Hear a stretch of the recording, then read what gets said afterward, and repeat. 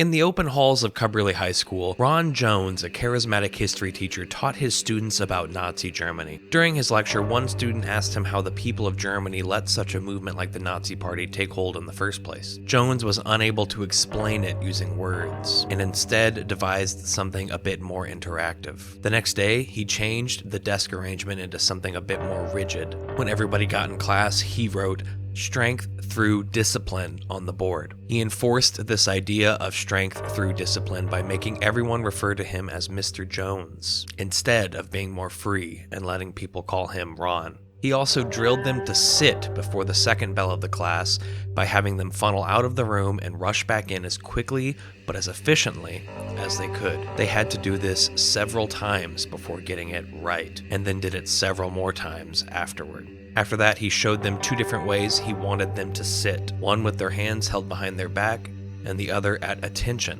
where they would sit with their back straight and chin held high. Lastly, he asked them history questions. It was a history class after all. To answer these questions, they had to stand next to their desk and could only use 2 to 3 words. His students trusted him, so they embraced and enjoyed this new way of teaching. Years later, students would admit to seeing something different in Mr. Jones's eyes at the time. The next day, the students followed the orders of the previous day without Jones having to tell them to. They rushed in, quick and efficient, sat at attention, and stood when answering questions. Jones, expecting the experiment to end after the first day, then added to the board "strength through community" and told the class that this was a movement aimed at eliminating democracy.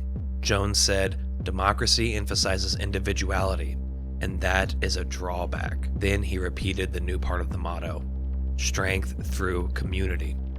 Jones named the movement the Third Wave, after the idea that on the beach, the third wave is often the biggest. Then students learned a special salute. It looked like this. Jones ordered them to salute each other in and outside of the class, even off of school campus. Then he gave students individual assignments. Assignments like designing a banner, recruiting friends, and keeping non-members from entering the classroom. Day 3, the classroom had grown from 30 students to 43, and Jones added strength through action to the chalkboard. Jones issued membership cards to all students. He gave 3 of them red X's on their cards. These were to be informants who would report any misconduct directly to Jones. By the end of the day, 20 different students had reported on their fellow classmates. They then held several trials during the day. Failure to accomplish the trials would lead to banishment to the library. Banished students didn't have a path to fight the movement. They believed the librarian was in on it, and that all other faculty members must have been in on it as well. They became isolated from their school, and despite these loyalty tests and banishments, the movement grew to 200 members by the end of the day. During the 4th day, the movement became violent without Jones's provocation. Several members beat a school reporter for questioning the movement, and several fistfights broke out over campus. Jones realized this experiment had gone too far. Later on, he would admit that the power felt good and that it went to his head.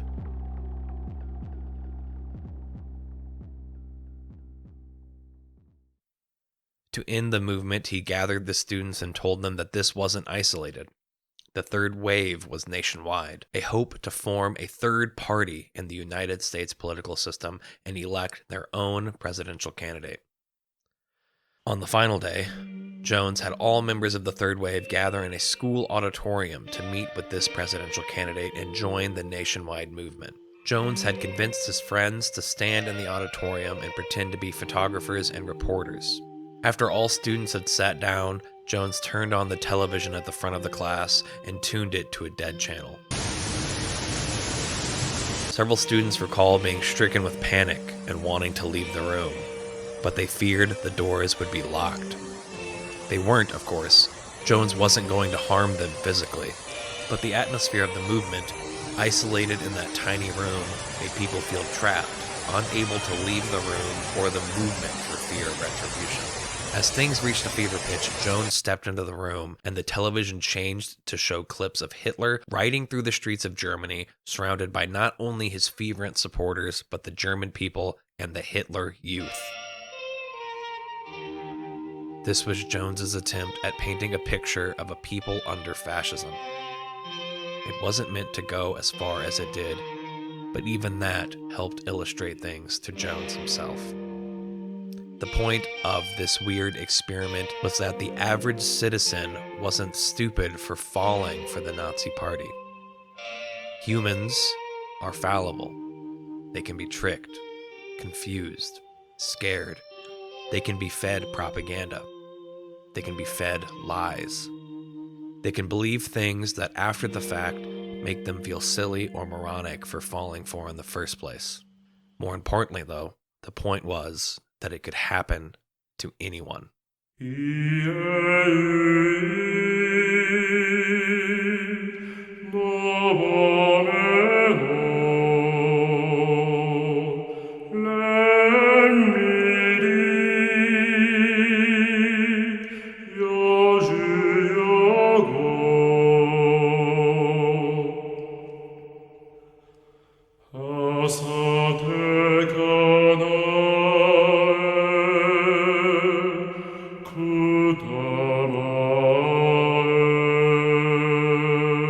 I want to tell you about a single occurrence that happened on Reddit.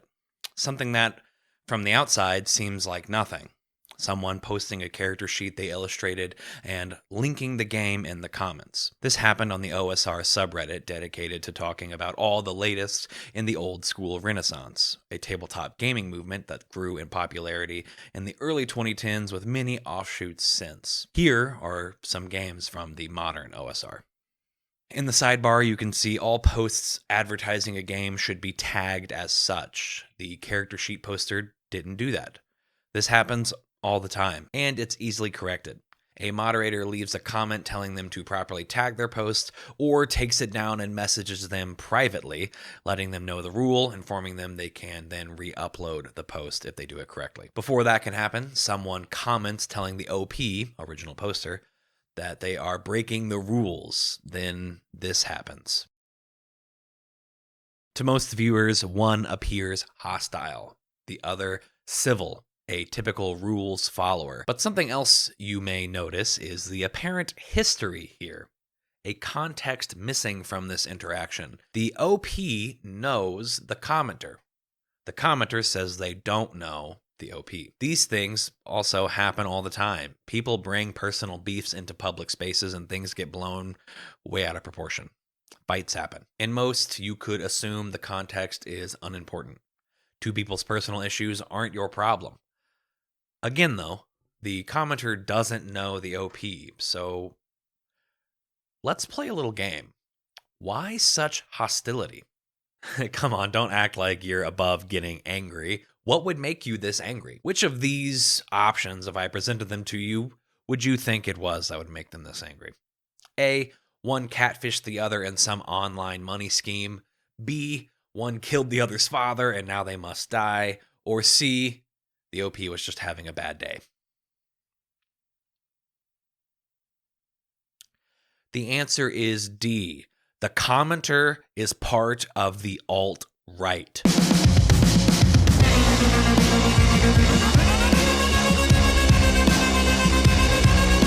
If you're the kind to stop me right now and talk definitions, plenty of people smarter than me have defined things like neo-Nazi and alt-right. I'm going to point you to a video series that was very illuminating. We are using Ian's definition of the alt-right in conjunction with Stephanie Baudelaire's article, Nazis Not Welcome. Within, Stephanie states, if it looks like a duck, swims like a duck, and quacks like a duck, then it probably is a duck.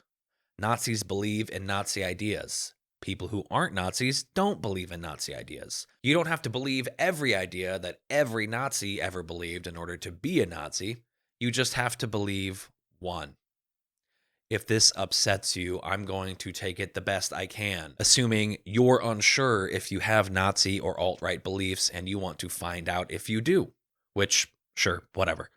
If that's the case, I'll point you to Philosophy Tube's video, The Philosophy of Antifa. It does twice the legwork by not only defining fascism for you, but also why we must fight it, how we fight it, and what not fighting it can lead to. That's already a lot of things to watch or read. If you're not skipping over them or this video, my hope is that you are looking for education. And you should. I'm talking about a very specific field, so a broad understanding helps. I also know many people are generally not in the loop when it comes to the tabletop role-playing game scene, or they're young and haven't had to learn these things yet. So this is my attempt to do my part in educating those new in the scene. That brings us to our first question. How is this simple Reddit conversation spurred by the alt-right? First of all, Lucas Rollum, the poster of the character sheet and game in the comments, is from Brazil. He's known for being very supportive of the Bro SR, the Brazilian old school renaissance, and generally not what anyone would consider a shit stirrer.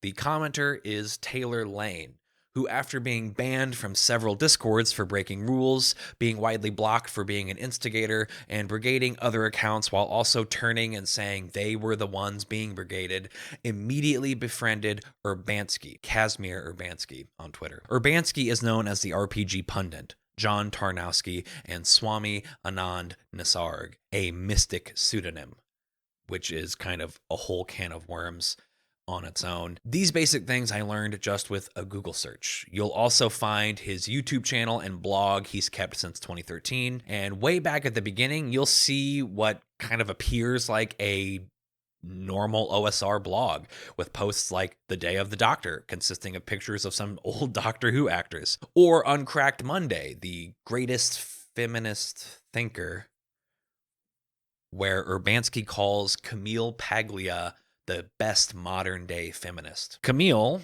said that she is highly skeptical of the current transgender wave, saying it's far more complicated than current gender discourse allows. But don't worry, she elaborated with, in a democracy, everyone, no matter how nonconformist or eccentric, should be free from harassment and abuse. But at the same time, no one deserves special rights, protections, or privileges on the basis of their eccentricity. She also denies global warming and endorses pedophilia. So, yeah, that's her. Or there's this post, a love letter to 2016, where Tarnowski writes, a lot of people have been really down on 2016, whiners mostly. You can tell if someone, let's face it, almost certainly a millennial, has never actually had any true hardship ever in their lives, if they claim that 2016 was the worst year ever, because some old or drugged out celebrities died and people they didn't like won elections. The worst year of my Polish grandfather's life was unquestionably 1939. There's nothing I've ever experienced in my life so far that would even come close. As someone like you who may not be deep in the trenches of this stuff, this post should be the fingers snapping in your face. He calls millennials entitled because we didn't like an actual fascist being elected president of our United States. That I have to add, he doesn't live in. He lives in Uruguay, then uses his Polish grandfather's experience during the late 1930s to just end that conversation. Like he's just saying, shut up, people have it worse than you.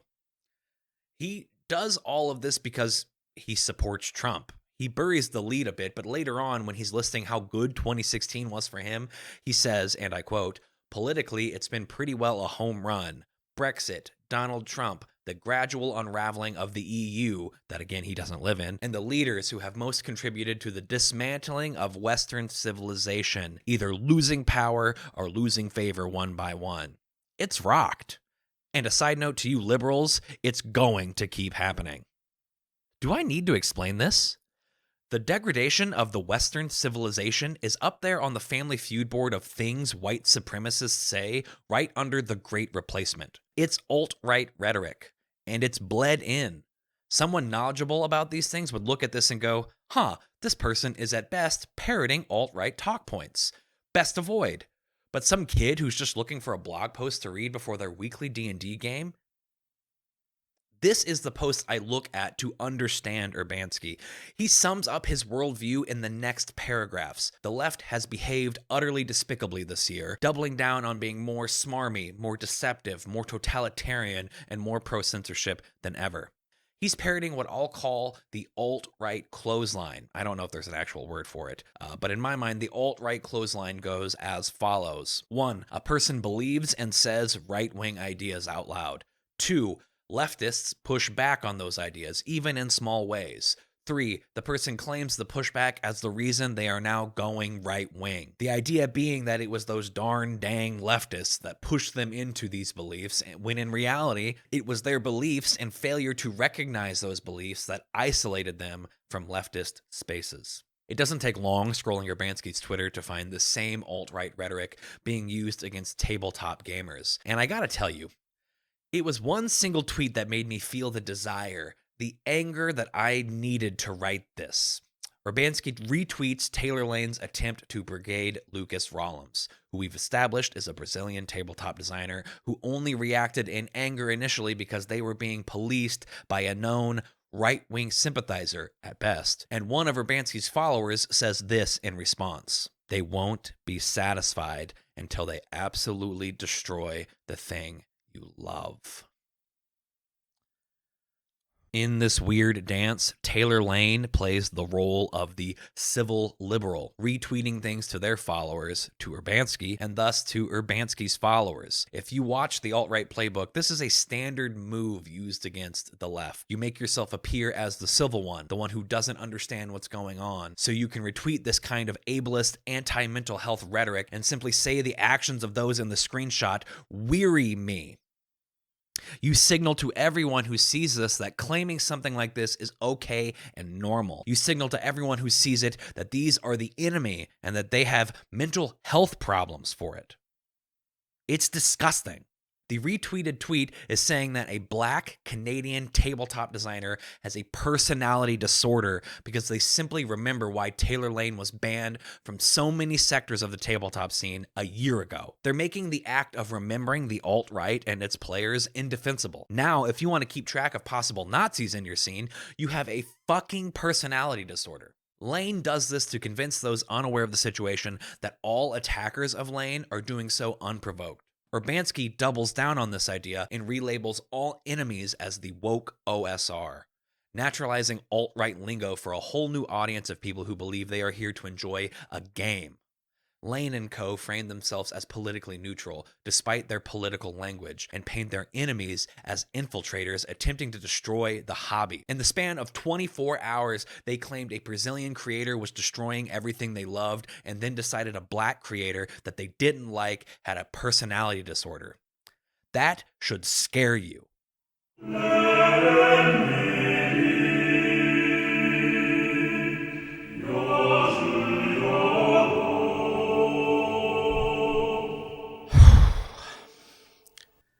The last 10 years have been a time of exponential growth for the tabletop industry. Wizards of the Coast was bought by Hasbro, the biggest American toy company. Critical Role popularized the streaming of tabletop games and raised $11 million for an animated series of their campaign that was then bought by Amazon Prime. Stranger Things and other pop culture shows played the game in episodes, reminding an old audience of the joy from the 70s and 80s while introducing a new crowd to the possibilities. It's led to expansion upon expansion. Last year, a tabletop game that has nothing to do with D&D raised nearly $10 million on Kickstarter. The audience is growing, and most of them are kids, teenagers, and young adults. In 2018, Vice wrote several articles detailing the growth of white supremacy on Facebook, the havens that Discord, the chat platform, provided to neo-Nazis, and the spread of fascist ideology on TikTok. Why does this matter, you may ask? Well, first of all, kids use TikTok. But second of all, I only Googled to find that article because Urbanski made a blog post that same year saying Gen Z is going to overthrow SJW millennials. Yeah, you thought I was done. You thought I only had some evidence, but I'm not done. No way. Urbanski believes that Gen Z is the future of the alt-right. But here's how he words it. It's pretty clear to me that the SJW crowd is losing their shit over TikTok, meaning it must be awesome. And of course, the reason why they're losing their shit is because they don't own it. It doesn't belong to the millennials. It belongs to their younger siblings, the Gen Z, who are very clearly sick of the SJW's shit. A video of a known alt-right white supremacist Sargon of Akkad is embedded on the page. Alright, it's time for Gramps to show his age here, because I've never used TikTok. Let's see if I can find any fucking Nazis on TikTok, right? Alright gamers, here's the 412.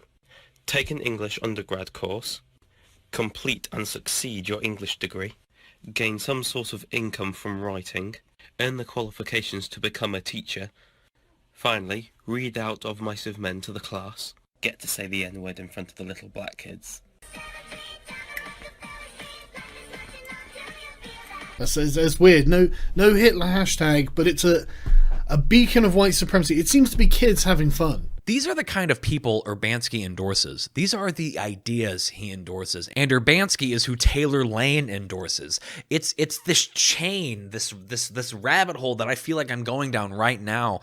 And I can hardly believe what I see.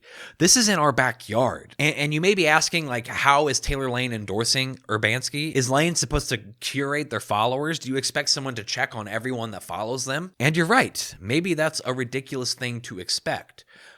To those of you who say that, it wouldn't matter that they've responded to each other in the comments of tweets or that they are retweeting each other. It's just a coincidence that they happen to know each other and happen to follow each other and all this stuff.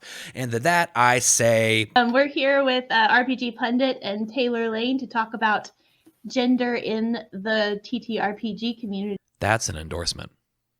The liberal at best Lane is going to talk to the alt-right Urbanski about gender in tabletop games. You remember Urbanski, right? We were just talking about him. He's the one who really likes Camille Paglia and endorses Trump. You know, Trump. The podcast was hosted by Tabletop. I don't know why, but she's chosen to make herself complicit in this discussion. You can't tell me a speaker isn't researching the people that will be given their platform beforehand. That's common courtesy to your speakers and just good etiquette for a public speaker themselves. You know who you're going to talk to, so you can shape the conversation in a way that is more likely to get you a good conversation and thus more views. Best case scenario, Dolly Pop is a bad host who didn't research either of these two people and just decided, without even scrolling their Twitters, to give them a live stream conversation about, and I have to emphasize this, gender in TTRPGs, streamed out to whoever happens to be listening. Worst case scenario, Dolly Pop saw the commotion happening from a couple of racists and decided to capitalize off that by stirring the pot and rebranding all of it in an attempt to normalize alt-right behaviors and demonize the left. Which do you think is happening? Trick question. It doesn't matter. If it quacks like a duck, it's a duck. I personally refuse to watch this podcast on our YouTube channel. I refuse to signal to YouTube that it is content worth watching. I'm not going to do it. But hypothetically, if I wanted to do research and see what the hell happened in that podcast, I could, hypothetically, just download the video and watch it with my VLC player. Hypothetically. Like in Minecraft. Interacting and talking with the kind of hipster indie OSR crowd, and then you ended up because you're an open-minded person, ended up talking to people from, say, what we could call the inglorious OSR, including people like me, and you've had an experience of both, so to say, communities, right? Yeah, we could put it that way. The conservative OSR can look mean, right? We're like, we don't fucking care about, your gender identity or your race or outright comments that could be offensive comments to people, right? And especially, I've seen a lot of OSR people, when talking in generalities, express a lot of distrust, dislike, or resentment towards LGBT people or things like that. But then on the particular level, when they're talking person to person with another person, it works much better for you to help and support each other than to try to push the other people down, right? So suddenly, on a personal level, everyone's willing to ignore any of the assumptions they might have about you and give you the opportunity, as long as you don't look like you're going to, attack them, right? So... What? Oh my God. Did he just literally say that the conservative OSR tolerates queer people and people of color because it's mutually beneficial in a monetary sense. Is that what he just fucking said? Versus the woke OSR who are look like they're all about love and light on the abstract level, and on the personal level are absolute garbage. Yeah. Wow, that did not take long. This is what it looks like when the alt-right tries to gain a foothold in your social space. I think all Americans know about this strategy because the American media have been doing it for over 20 years. It's why most of us feel like we can't trust news sources and instead rely on each other to keep us informed of goings-on. It's why liberalism allows fascism to flourish, because you can hide behind this ignorance that what these people are saying aren't dog whistles. I mean, that's the point of a dog whistle. It's why they call themselves the alt-right to begin with, because being called a neo-Nazi doesn't sound good on ABC News. But now even the term alt-right holds so much weight that they don't even self-proclaim that anymore. They keep hiding, disguising their rhetoric, but they never go away. There's a bit in the Philosophy Tube video in Antifa where she talks about the difference between anti-fascist violence and fascist violence. The idea being that when the anti-fascists win, the fascists are just kind of pushed into hiding, afraid to speak their horrible thoughts out loud for fear of repercussions, social repercussions usually. When the fascists win, the anti-fascists are dead. You've made it this far and you still want more evidence. Maybe these are all just good kids having a laugh. It's okay to be followed and to follow Urbanski and to interact with him on a podcast about gender specifically. Well, if I have to keep going to convince you or just to give you more things to think about, if I really dig in deep, I think I could probably find something. Give me a second. Oh yeah, Urbanski tried to start a D&D gate.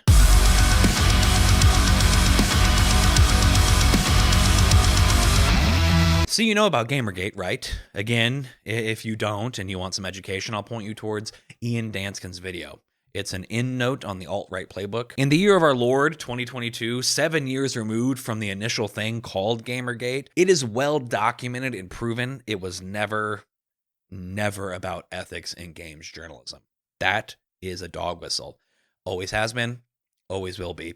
It sucks, but that conversation, the one that could have been fruitful, it was completely ruined by the alt-right. This video is not about Gamergate, but this article that I'm linking right here is well-researched and a good place to start. Again, if you're looking at all of this with fresh eyes and have no idea what is going on. Over the years, Wizards of the Coast, the current holders of Dungeons and Dragons, have done some work when it comes to listening to marginalized identities. People asking for less sexist language, a more nuanced understanding of race, or the removal of race entirely in exchange for something like ancestry, which Pathfinder 2 did, plus many more things. And depending on who you ask, they'll either say, it's just a game, quit trying to put politics into our completely apolitical game that has never said anything political ever. Or they'll say that Wizards of the Coast haven't done enough yet. Take a guess which camp you think Urbanski fits in. And then guess how deep he is into that camp. In 2018, Jeremy Crawford, one of the people at Wizards of the Coast, tweeted this: if a kingdom in D&D was forcibly separating children from their parents and putting the kids in detention centers, the heroes would do everything in their power to reunite those families. Let's be at least as good as the heroes in D&D.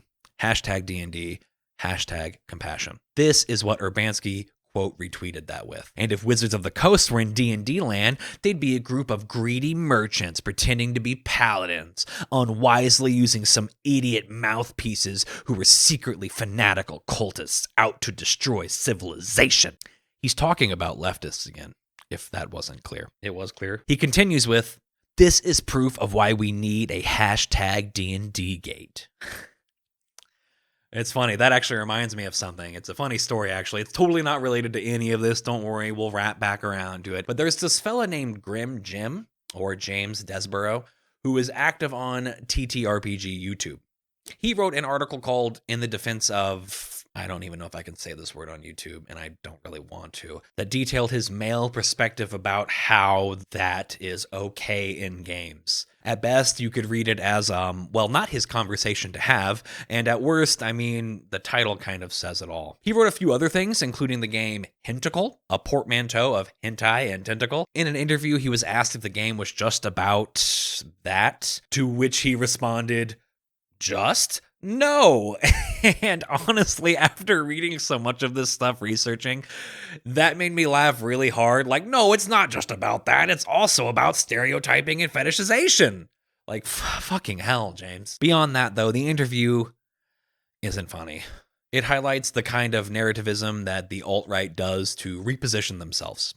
When James wrote the article, people's complaints were that he wrote it at all. And instead, it's reframed to be a difficult conversation that James thinks we should have, sweeping his brash forum responses and, again, the fact that he wrote the article at all under the rug in service of this unrecognized speaker against the puritanical views of the internet. And that's the thing. That's the kind of conversation that people might actually want to have. And articles like this paint James as the man for the job, and the man doing the job, when in reality, he wrote an article many found offensive and was then given a platform for it. The more you learn, the more these things seem so obvious, and honestly, they start to weigh on you. Appearing civil and intelligent and in the right is their goal, like no matter their underlying beliefs. Appearing civil grants plausible deniability. It grants access to even larger platforms. It lets you say literally whatever you want about the conversation about you.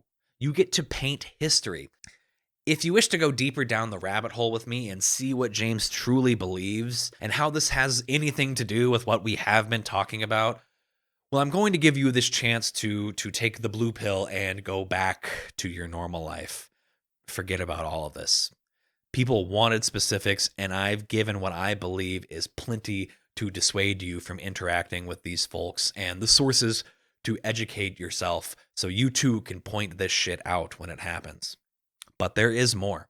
Look at the timeline below. Like we're halfway through right now. So either take the blue pill and wake up back in your bed believing whatever you want to believe, or take the red pill and see how deep the rabbit hole goes.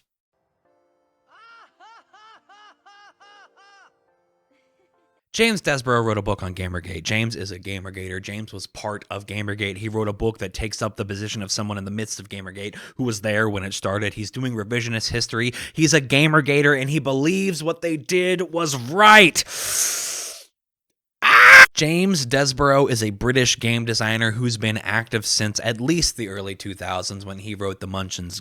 I'm just going to keep rolling. The Munchkin's Guide to Power Gaming. He wrote some stuff for the 3.5 edition of D&D and was the creative director for Chronicle City until last July. He's also a political/games YouTuber and a men's rights activist in MRA. Hey, if you're not educated on them, MRAs, it sounds like an okay thing to be. Toxic masculinity affects us all, and men deserve help to remove themselves from that ideology. But no. MRAs take young men's anger towards the injustices of the world and aim them directly at women. I can't even believe I'm saying this stuff out loud. They believe that, and I quote, divorce socializes women to be opportunistic parasites in the lives of men. You want another quote? Sure. Men are stripped out of their families and become walking wallets because that suits the state. It's a well-documented feminist objective of 40 years to destroy the nuclear family. As a young man, it's probably easy to see these things and have your anger be directly aimed at women as the source of all your troubles, when in reality, it's toxic masculinity, capitalism. Those are probably the two things. MRAs also include some other layers to them, like men go their own way, pickup artists, and incels. Each of them grew in popularity in the late 2000s and early 2010s, and James is a Gamergater. I know I freaked out about it a little bit beforehand, but it's true. He wrote a whole dang book. In an interview about the book, James says that he's had a lifelong interest in history, and it concerns me greatly that the only viewpoint on Gamergate going into the historical records appears to be a biased and erroneous one. This is in reference to Zoe Quinn, one of the targets of Gamergate, writing a book about the experience of being targeted by Gamergate. But again, you see the same tactics being used. Either James was swept up into Gamergate as an oblivious person who actually wasn't there when Gamergate was planned and executed, which happened to plenty of people at the time. That's kind of why it worked. Or James was there during the planning and execution, and he claims he was, and is just deciding to write a book to further solidify the lie that it actually was about things other than misogyny and sexism and hate. In James's own words, Gamergate won.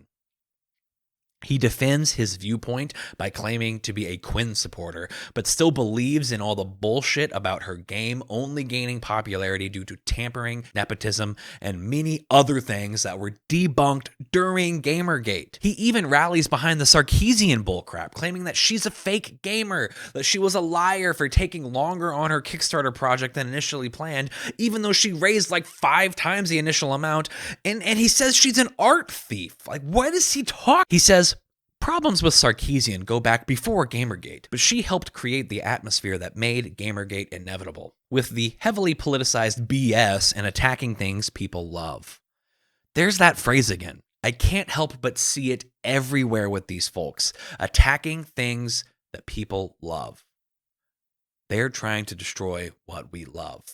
The things James is referring to in regards to Sarkeesian is her series of feminism critique on games. For someone who claims loud and proud on their YouTube banner to be political, James still loves to use the word political to mean things I don't like. He goes on to say that media was heavily biased against Gamergate, which, come on. Anyone who was there remembers what happened. And for those who weren't, or don't, again, I reference you to the Ian Danskin video. People like James use their distrust for the media, a fair thing to feel. I mean, hell, I just claimed that liberal media was allowing fascism to take root in American consciousness just earlier. Like, just scroll back a little bit and you'll probably hear me say it.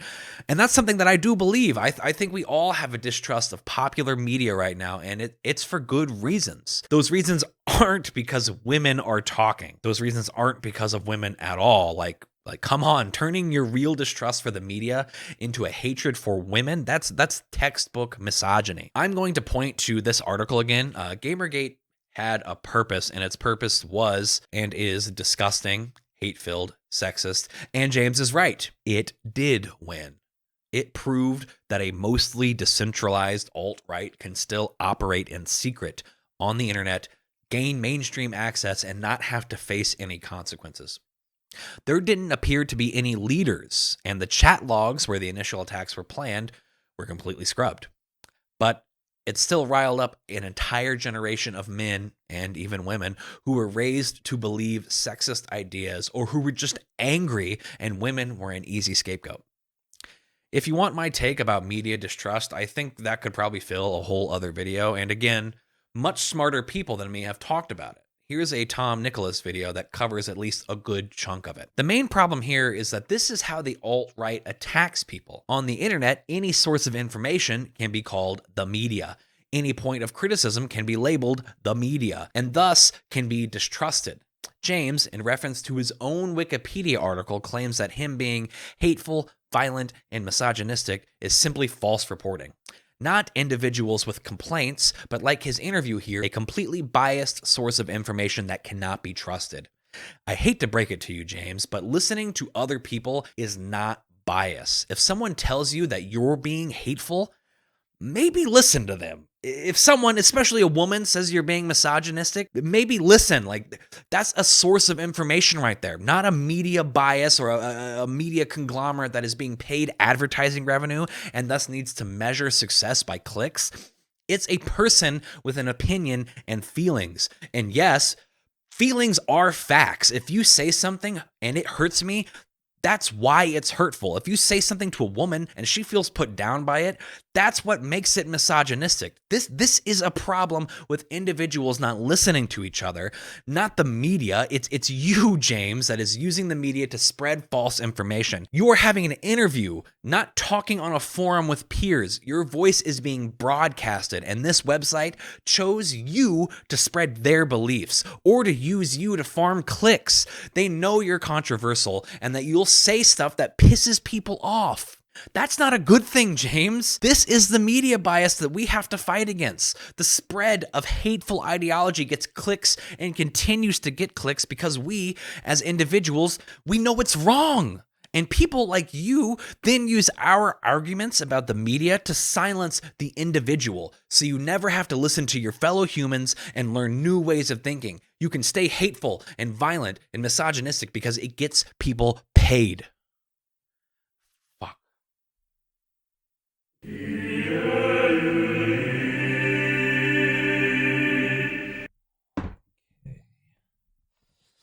Oh, got my coffee.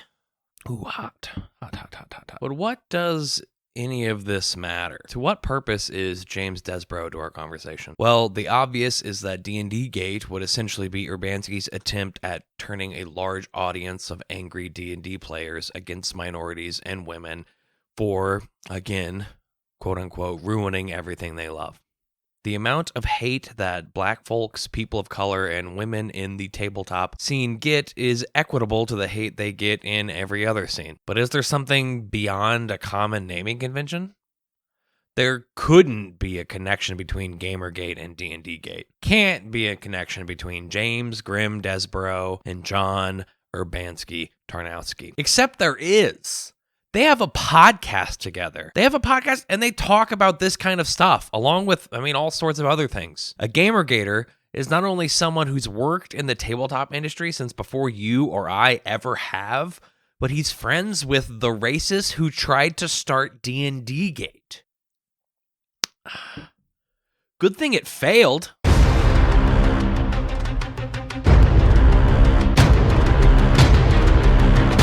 So yeah, D&D Gate failed thanks to people's actions. We take those W's. Grimm and Urbanski share the podcast with a third person, Vinger Satanus, who I don't want to waste a lot of time on. He started the blog Your Dungeon is Racist to, as they say, find Nazis in the tabletop scene, but it's actually just some sort of weird attempt at making fun of the leftists who claim that fascist ideology still exists. The most recent post is mocking a free adventure based around working in a coffee shop. Vinger says, I don't think I need to give any commentary on this. It speaks for itself. So to that, I'll say, I don't need to give any commentary on the need to insult a free adventure that you don't like. It speaks for itself. He wrote another article calling to rebrand the OSR as Let's Go Brandon. He mocked the queer community for being against racism and bigotry by writing a letter with the surprisingly revealing last line, trans rights are more important than your right to not be threatened by radical leftist extremists. If you translate it, radical leftist extremists translates to Antifa, and that translates to anti-fascists. And they counter-protest, you guessed it, fascist rallies. And yes, will punch a Nazi. He also wrote a post called You Might Be a Nazi that is, again, revealing. Not only is it accompanied by a 4chan-made meme mocking anti-fascists, but it is also, he made it like in response to somebody being banned from a Discord channel for supporting Vinger openly. In the post, he just lists a bunch of things that might make you a Nazi, and it's all just like in an attempt to mock leftist ideology. He has things like, if you routinely colonize dungeons or the subterranean dwellings of monsters, you might be a Nazi. Or, if you think people sitting around a table, or generally speaking, living their lives should be able to speak their minds freely without abuse, harassment, or the threat of cancelization, you might be a Nazi. You have to give it to Vinger, though. At least he doesn't blame people's dislike of him on media misrepresentation. No, he openly believes these things and states them, like I said, out in the open. But when people don't like those thoughts, ideas, and beliefs, he considers it cancellation. Like, no, people can dislike you for your beliefs, especially if these are your beliefs. Like, people can tell their friends that you believe these things, they can point them to this blog, and then those friends can choose to not like you. You're just a prick. I feel like we're getting a little lost. This rabbit hole keeps on twisting and turning. What is it about these three and their followers that allows them to believe they aren't what their beliefs so blatantly say they are? I mean, if it quacks like a duck and walks like a duck, I'm honestly not sure of the answer, though. It could be ignorance. In a lot of colonialist countries, these beliefs are so ingrained as you grow up that when they are challenged and you don't really have a clean answer to them, it can lead to anger. It could also be purposeful. These people know what they're doing and are alt-right folks just trying to infiltrate this niche hobby that has grown surprisingly large over the last decade. This is something the alt-right has been known to do. They look for the fringes for recruitment. Or maybe it's because they have plausible deniability. Maybe there's someone in the scene so openly hateful and bigoted that they can compare themselves to and thus differentiate themselves from the real alt-right extremists. They could hypothetically hide behind them like a shield, using this hateful person to deflect criticism of their personal ideologies and beliefs as being ridiculous and unnecessary. Why are you criticizing us? We have real enemies out there, see? And then they point to this hypothetical person. But someone like that couldn't exist, could they? This is the tabletop role-playing game scene. It would be impossible for an open neo-Nazi to be part of it, right? The thought is ridiculous. Listen, you know what I'm doing at this point. Let's just show the title card.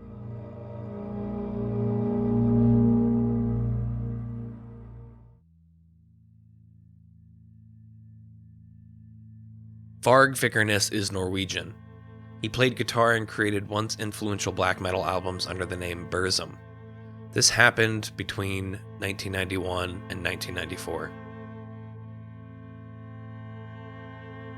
In 1993, several churches were burned to the ground and Vikernes was found guilty of arson. He claimed to do them for revenge against the Christian desecration of Viking graves, and that all of the burnings were done by just him. In January of 1993, Vikernes and Euronymous, his fellow guitar player, recorded an interview under a pseudonym where he claimed to have burnt the churches, even the ones he was found not guilty for. He also claimed that he had killed a man in Lillehammer sometime before. He said that the attacks would continue and that he was a devil worshiper, later claiming that this was just a way to drum up publicity for the black metal scene. Others in the scene were angered by this and believed it would have negative consequences for the scene as a whole. Later in 1993, Vikernes and Euronymous started to have disputes. According to statements, it was mostly about money. On August 10th, Euronymous set up a meeting with Vikernes to talk about an unsigned contract. Sometime before that, or even on that day, Vikernes decided he was going to kill Euronymous. Vikernes left a friend at his apartment with his credit card and ordered him to withdraw some money sometime that night. Meanwhile, along with fellow musician Blackthorn, Vikernes drove to Euronymous' apartment. It was there that Vikernes stabbed Euronymous 23 times. Twice in the head. He was given the maximum Norwegian prison sentence of 21 years. Of prison, Vikernes said, "It's much too nice here. It's not hell at all. In this country, prisoners are given a bed, toilet, and shower. It's completely ridiculous. I asked the police to throw me in a real dungeon and also encouraged them to use violence." In prison, Vikernes launched the Norwegian Heathen Front, an international neo-Nazi organization that espoused a form of racial supremacy based on neo-paganism. Vikernes launched this front to advocate for National Socialism, anti-Semitism, and eugenics. Despite Vikernes later claiming none of this was true, others noted and detailed that while in prison, Vikernes was the self-proclaimed leader, and that he underlined his leadership role through the publishing of a book that he wrote, from which the Heathen Front took most of its ideology. After prison, he continued to release music and became a video blogger. YouTube eventually took his channel down in 2019 when it had nearly 250,000 subscribers, citing that it would be more aggressive in removing videos alleging that a group is superior in order to justify discrimination, segregation, or exclusion. In 2013, Vikernes was put on probation in France for anti-Semitic blog posts that have since been taken down. He's disavowed many of his actions and past beliefs several times through his life, always returning to them under a different name. First, it was just part of being in the black metal scene. Then it was just about surviving prison. Then he called it esoteric Nazism. And now it's called odalism. In 2019, he released a tabletop game filled with many of his racist and fascist beliefs. It was covered by the metal publications Metal Sucks and Kill Screen. Both of them strived to detail the vile rhetoric and Nazi sentiments that are littered throughout the book, trying to debunk any sort of redemption for Vickerness through this new field he tried to dive into. This line in particular sticks out to me as I reread these articles. And yes, the whole thing is written in papyrus. Sorry, that's just a little joke to break the tension. Varg is a neo-Nazi. Varg is also what people think of when they think of a neo-Nazi. He came up in a time before the internet, though, and since his imprisonment and release, the alt-right have changed their tactics. Charlottesville is a moment in time that I don't think we as Americans can so easily forget, and the attempted coup in 2021 is another such attempt to follow in those footsteps. But even with these dramatic displays of white nationalism and white supremacy, the alt-right lacks a central agency of power with leadership. They meet online, they recruit online, and their tactics develop lone wolves with no one to take the fall for their extremist actions. Varg is at the end of what YouTuber Non-Compete has called the alt-right pipeline, or the Pewdie pipeline. Non-Compete described it as the way seemingly innocuous jokes, or racism, the kind defended by capital G gamers as just being quote-unquote gamer words, are part of a pipeline of violence that begins with the seemingly innocuous and ends with physical violence. Each step of the pipeline serves to radicalize a person further, separating them from the left through propaganda and the promise of so many things that eventually pile into an ethnic state.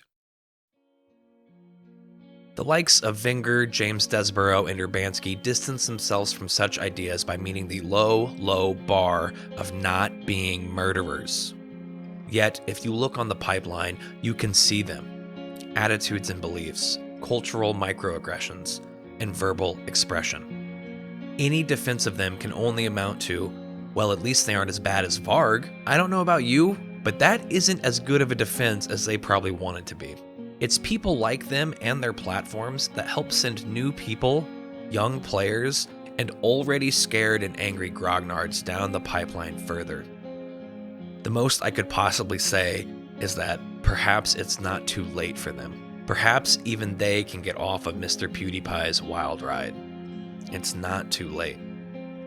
All it takes is empathy and the ability to listen. A person is only as fallible as their capacity to learn how other people see the world.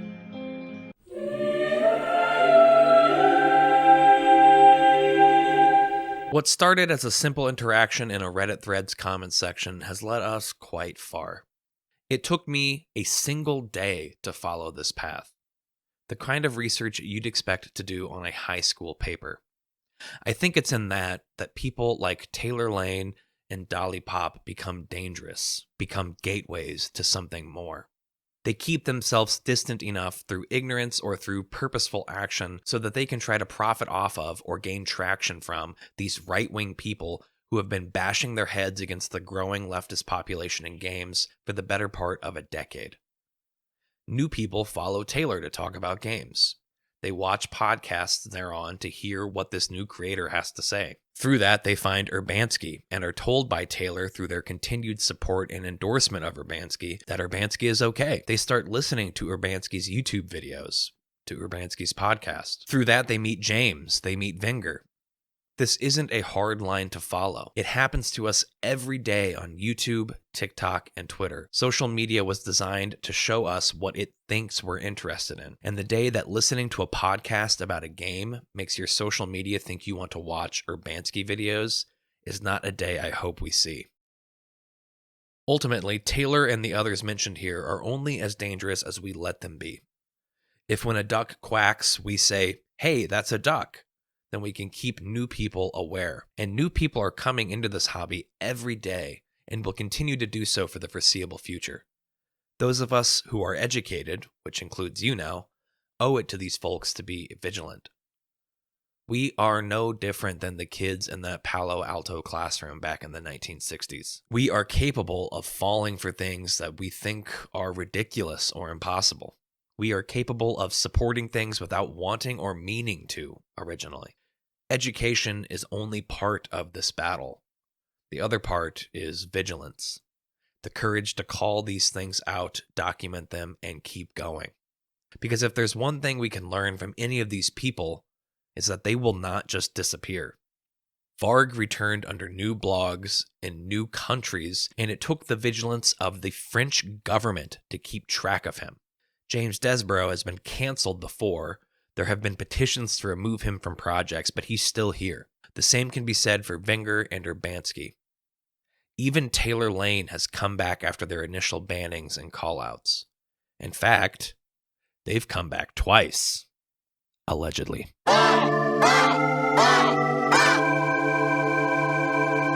When this podcast was live, several people recognized Taylor's voice. These people had been friends with an infamous TTRPG Twitter persona known as Black Cat, and claimed that Taylor's voice matched. Black Cat is infamous for their outwardly racist beliefs, transphobic leanings, and strange landlord worship. After someone called this out on Twitter, the Black Cat Twitter account was closed. Shortly after, the Black Cat blog shut down. I don't know if this means anything. Like I said, these people don't just disappear. They always come back. But I must echo my silver lining from earlier. I hope it's not too late. There are plenty of scenes and communities that can't help but view you folks as dangerous now. That is the consequences of your actions. But I hope your beliefs can change. The progressive viewpoint is one of continued practice. America and its colonial neighbors don't teach it to you, especially if you're white. I hope more than anything that you can see that the oppressed and marginalized are not your oppressors. I hope you can see the part you play in all of this, and I hope you know it's not too late to turn it in for something new.